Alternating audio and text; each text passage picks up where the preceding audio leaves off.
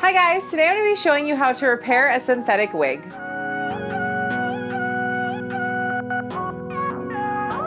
Alright, so I wanted to come on here today and I wanted to do a little bit of a revamp on a video I did a while back, and I wanted to just go over this again with you guys just because I feel like I'm a little bit better at explaining things now, and I wanted to really just show you guys really quickly how you can take a synthetic wig that you have that maybe has some matting and some tangles and just some really rough patches and completely transform her into a new wig and make her really feel like she's brand new from the bag again with only essentially 3 items. So that's what we're going to be showing you guys how to do today.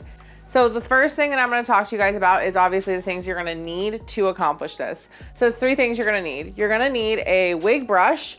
I recommend getting an actual wig brush that's going to have these special loops on it. It helps really protect the synthetic fibers of the wig itself, and it doesn't pull and tangle as much. And this brush helps keep that from happening. So there's a couple things I usually do with my wigs when they start to get kind of rough looking or the curls are kind of starting to look weird. I either do pretty much 3 things. I either just decide to chop it and completely make it a totally different wig. I decide that I'm going to soak it in some fabric softener and kind of really see if I can fix the damage that's been done to it. And then it'll be kind of a restored version of itself. Or I do what I'm going to show you guys how to do in this video. I take some heat to it and I kind of transform it into something else. I either completely straighten the curly wig totally, or I do some type of straightening of the ends to give it more of that beach wave kind of feel versus the tight ringlets that it kind of had to start with. So that's what I'm going to be doing with this wig today. This is Tori. I love her and I wore the crap out of her, and that's why she looks like this. And I have a new one of her, so I figured I would go ahead and play doctor on this one since I have a backup and I'm not gonna, be sad that I don't have her anymore. Essentially, we're gonna be taking the wig that looks like this, and as you can see, she has curls all the way down to her ends. She's just kind of dry feeling. She's gotten really matted at the ends, and she's just kind of rough and poofy.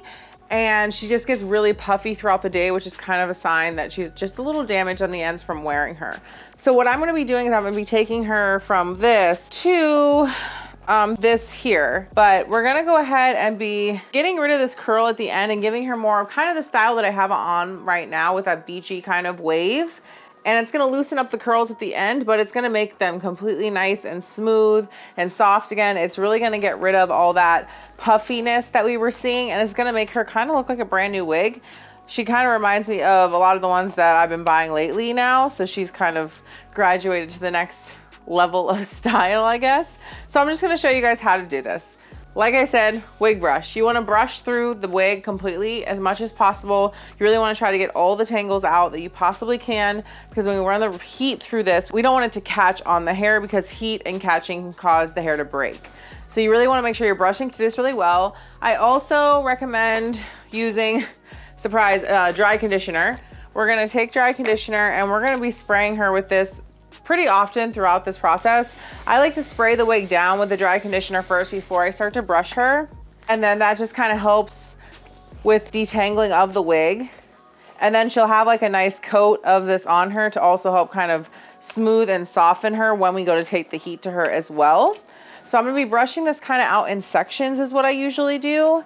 And then as I go through the sections, I brush it out and kind of spray it down again. And then you're going to need your last item, and that is going to be a straightening comb. So you can do this with a straightening iron if you have a flat iron at home already. I just personally prefer straightening combs because they have a way for the heat to escape.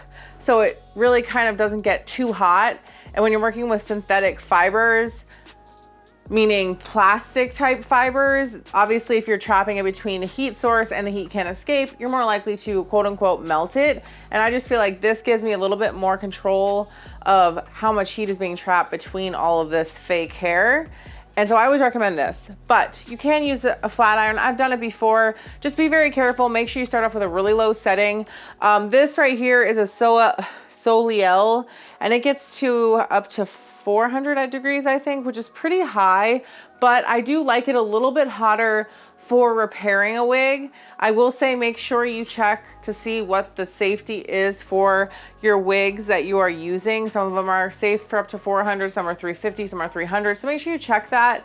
I've done this a lot, so I feel very comfortable using this and not frying my wig, but I do recommend getting one that has more of temperature regulation on it. This one literally just has an on-off switch. The other ones that I have actually can be set to like 300, 350, 325. Those are the best ones to do because you can start out really low and just slowly work your way up until you start to see that it's doing what you want it to do.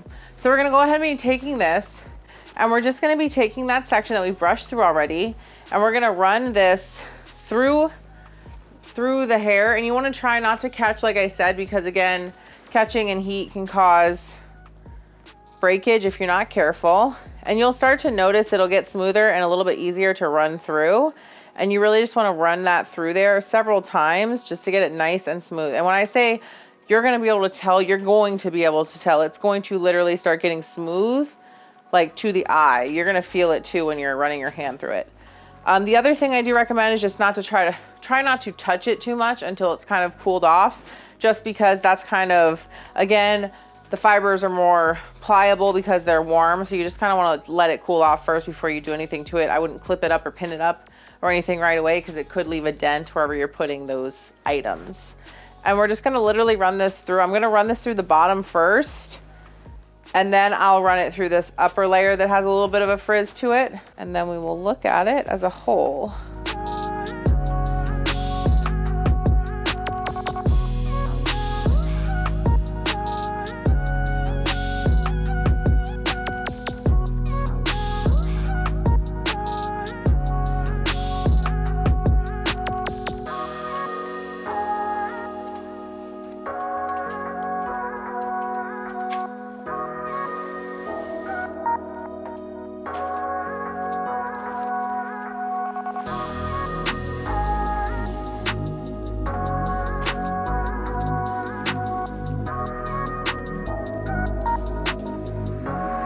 All right, so as you guys can see, and I will put her on in a second so you can really see, but she now kind of has this nice, smooth, even texture to her. She feels really soft and floppy. She's not all matted up. She's not all poofy, and she really, I'm really in love with this, the beachy vibes. I have a couple other wigs like this, and now I feel like she's like part of the family.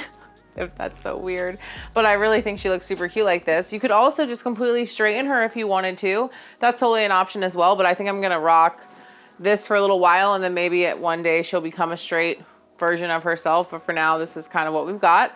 So I'm gonna go ahead and throw her on real quick so you guys can see her on me, and then we will wrap this up. All right, so this is the new and improved Tori, we'll call her 2.0, with this nice little just beachy wave kind of thing happening. I really think she's super cute like this. So I've done this multiple times on the same wig before I've really kind of noticed it's not really working anymore. It's not lasting very long. And that's kind of when I decide I'm gonna completely chop it off or send it off to its, you know, sad death and buy a new wig. I hope this was helpful. If you guys are new to my channel, don't forget to subscribe. Make sure you hit that notification bell to get notifications on all the videos I do in the future.